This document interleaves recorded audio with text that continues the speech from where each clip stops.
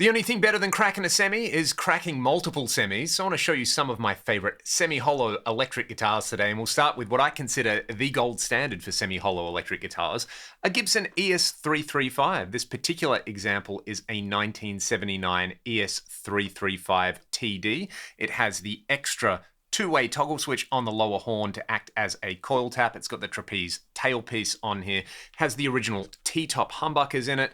The original electronics have been replaced, and this, crucially, has received a stainless steel refret and plec job from Tim at Williams Guitars, and it's pretty much transformed this guitar from something that sounded really cool, that was pretty miserable to play, to something that sounds really cool and is glorious to play. This guitar, it sounds like a 335. It has all the qualities we would associate with semi-hollow guitars, where it sounds really nice and open and airy. It can do great clean sounds. It can do great dirty sounds. And for me, this is just such an inspiring guitar to play. If a 335 and a Les Paul had a baby, I think you might end up with something like this.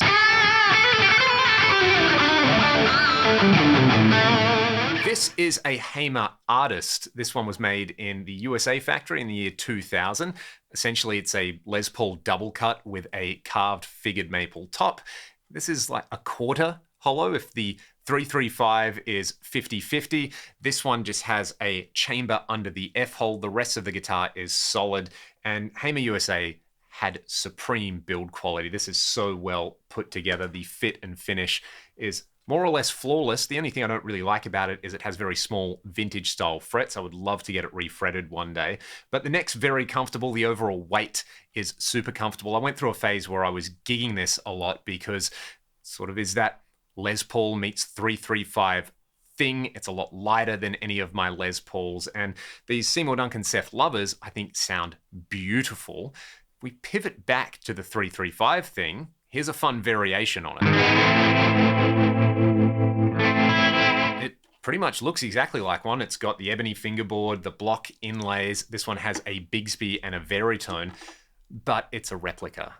The cool thing about it, though, is it's a replica my dad made and gave to me as a gift. And this essentially scratches that itch for a guitar that has all the accompaniments. The Bigsby on there doesn't really stay in tune that great, but you don't play a Bigsby equipped guitar because you want to stay in tune. You play it because it looks cool, and nothing else really sounds like a Bigsby. The Veritone is really interesting on it as well.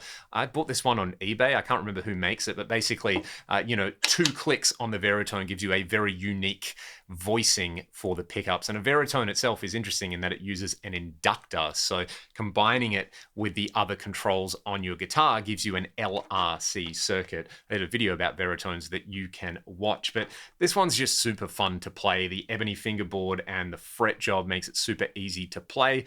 As you're going to hear, the pickups that are in here, again, I can't remember what they are. I think they're like a hot PAF style pickup. Can't remember who wound them. Had them kicking around, chuck them in this guitar, and it's like a more aggressive, bitey version of the 335 TD. Now, we looked at the Hamer a second ago. There's one more guitar that I think, if anything is going to surpass it in build quality and general stunning looks, it's this. This guitar is the latest addition to my collection. It is a Charles Chillier Bell Aurora. Charles is an amazing Sydney-based luthier, and this, I've done multiple videos about it now, is probably the best built guitar that I own. When I say it is flawless, when I say that it's perfect, I absolutely mean it. It's not hyperbolic at all. The frets on here, the natural binding on there, the setup, the Blue Murder pickups that Charles makes are just so good. I love playing this guitar. It's pretty hard to put it down, and there's some quality of life implements on this, such as on the back, you can see there's a really lovely, generous tummy cut. So playing this live, it doesn't dig into you like any of the other guitars that I've mentioned there.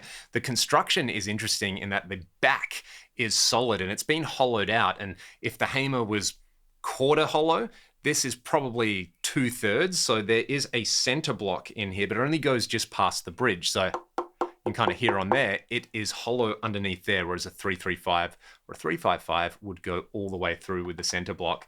I've talked about this guitar in other videos. I'll link them in the video description, but yeah, this is just a work of art, and that finish on there is absolutely something else. Every time I look at it, I gasp. So what we're going to do is we're going to hear a couple of clips side by side. I want to just give you some consistent sounds out of these so that you can get an idea for the individual character of each guitar. And then we'll hear some clips for what I think each of these guitars really excels at. And they are very different things.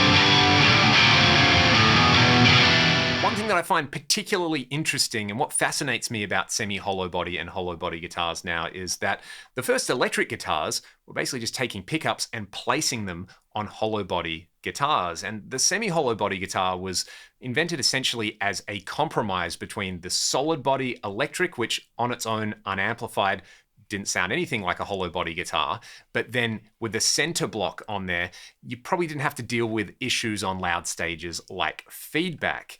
Now, in the modern world, stages are generally a lot quieter. Sometimes they're silent. So the issue of having to deal with runaway feedback on hollow body or semi-hollow body guitars isn't really there as much. So you can just kind of design the guitar to sound great at any volume. And, you know, if you're playing really loud, nearly every modern rig is really easy to add a noise gate or some kind of attenuation to. The other thing that I like with semi-hollow guitars, especially this one, is, you know, if you want to play them unplugged, they're a lot louder than electric guitars.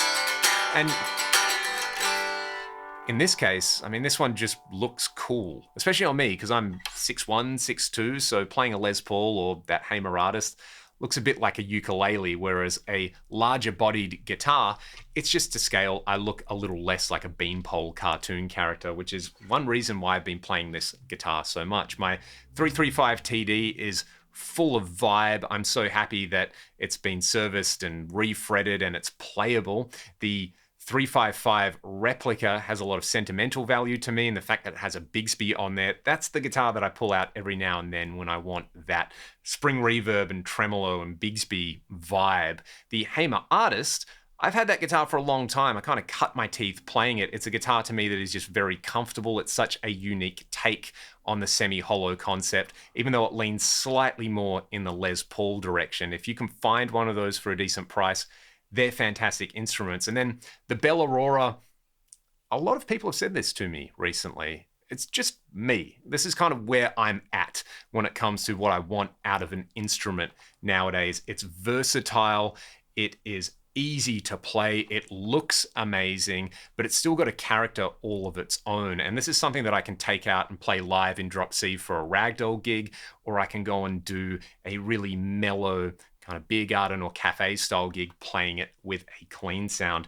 The fact that it's made in Australia and that Charles is a buddy of mine is just like icing on the cake. So if you want to check this out in particular, I'll put a link to Charles's website. You probably know where to find Hamers and Gibsons as well. But for now, I'm going to say thanks for watching. Let me know what your favorite semi-hollow body guitar is in the comments. You would have noticed that I don't have a Gretsch or anything like that. That's something that at some point I'd love to add to the collection. So weigh in with your favorite semis in the comments section below. If you've got any other requests for videos like this in the future, let me know. If you dig what I'm doing here on the channel, links to my Patreon and the music that I make with my band Ragdoll are in the video description. Go and make some noise in your guitars now. I'll see you next time.